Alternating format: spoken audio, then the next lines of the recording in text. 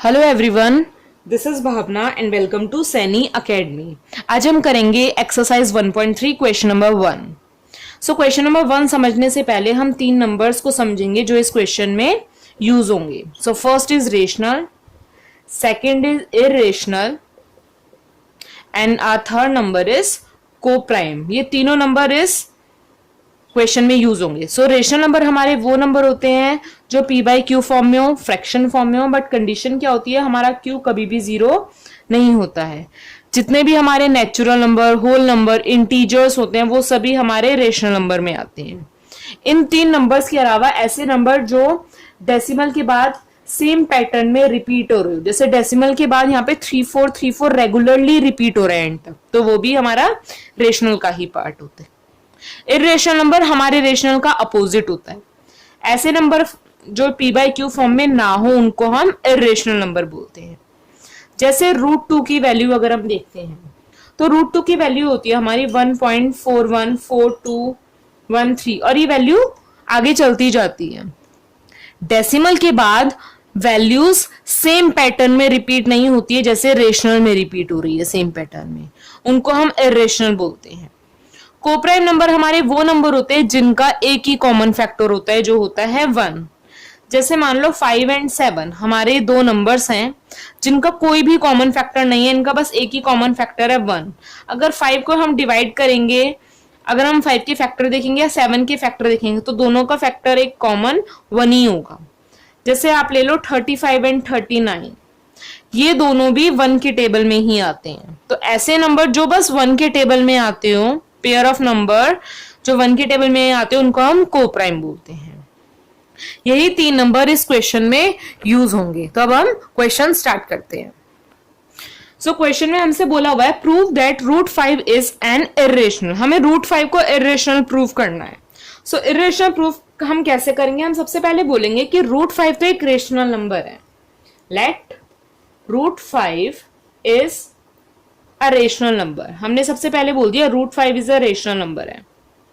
अगर √5 rational number है तो √5 को हम फ्रैक्शन फॉर्म में लिख सकते हैं, तो √5 को हम a बाय b लिख सकते हैं।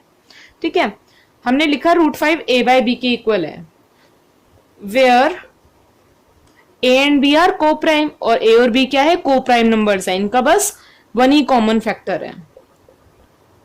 And b is not equal to 0। अगर a और b एक रेशनल नंबर है तो b तो 0 के इक्वल होना ही नहीं चाहिए। अब हमने क्या किया, √5 is equal to a by b को बोथ साइड स्क्वायर कर दिया। हमने लिखा स्क्वायरिंग बोथ साइड।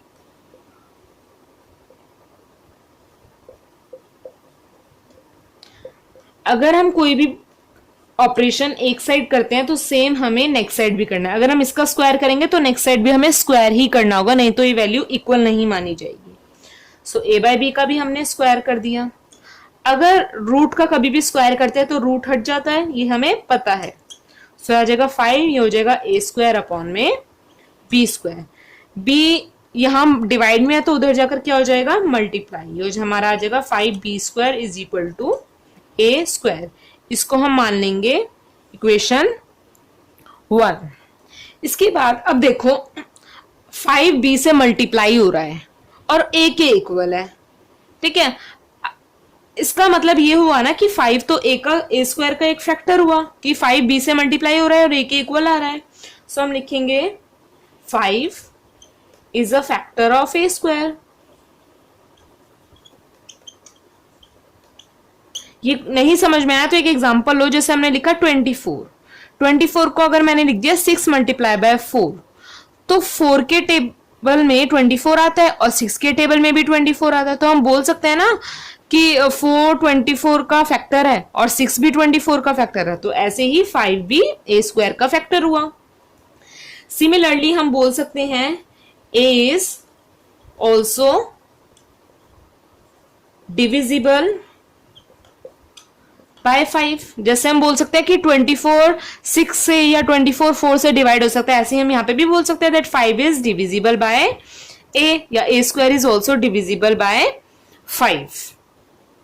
इसके बाद अब हमने इसको इक्वेशन 1 मान लिया, तो हम क्या करेंगे, let a is equal to 5c। a को हम 5c के इक्वल रखेंगे, ये जो a की वैल्यू है इसको हमने 5c के इक्वल रखा। where c is an integer, c is an integer, c को हमने इंटीजर मान लिया। ओके इसके बाद अगर a की जगह हम 5c माना है तो a की प्लेस पे हम 5c लिख सकते हैं। From equation 1 5b square is equal to a square है, तो a की प्लेस पे अगर हम 5c रखेंगे तो 5c का स्क्वायर हो जाएगा।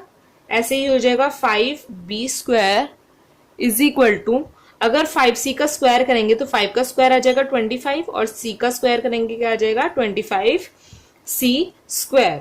अगर हम इसको आगे सॉल्व करते हैं तो 5 इधर डिवाइड में, मल्टीप्लाई में इधर जाकर डिवाइड हो जाएगा, तो हमारा आ जाएगा b square is equal to 5c square.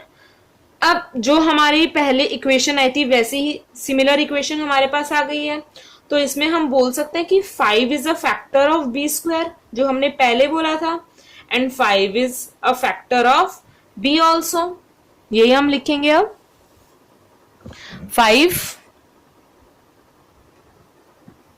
Is a factor of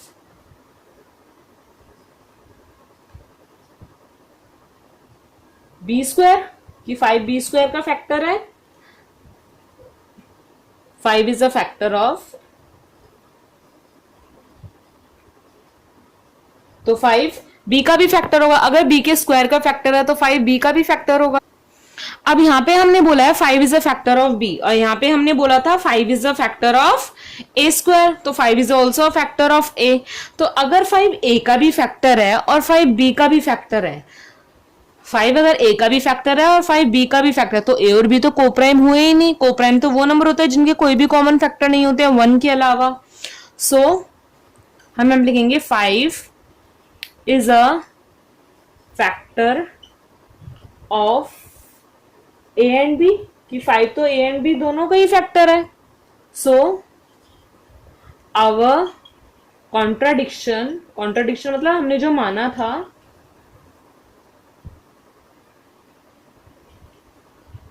is wrong,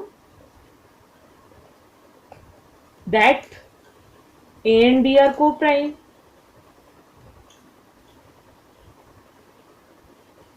तो हमने जो माना था कि ए और बी कोप्राइम है, तो ए और बी तो कोप्राइम हुए ही नहीं क्योंकि इनका कॉमन फैक्टर 5 है। ए और बी का तो बस 1 ही कॉमन फैक्टर होना था, तभी वो कोप्राइम नंबर होगा। So our assumption is wrong,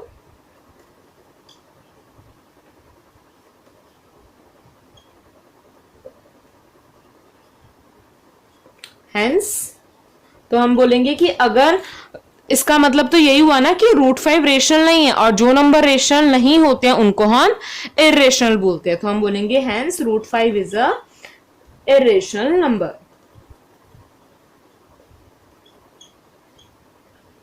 इसी के साथ अब हमारा क्वेश्चन नंबर 1 कंप्लीट होता है। अब हम नेक्स्ट वीडियो में विद क्वेश्चन नंबर 2 स्टार्ट करेंगे। तब तक के लिए good luck and keep learning.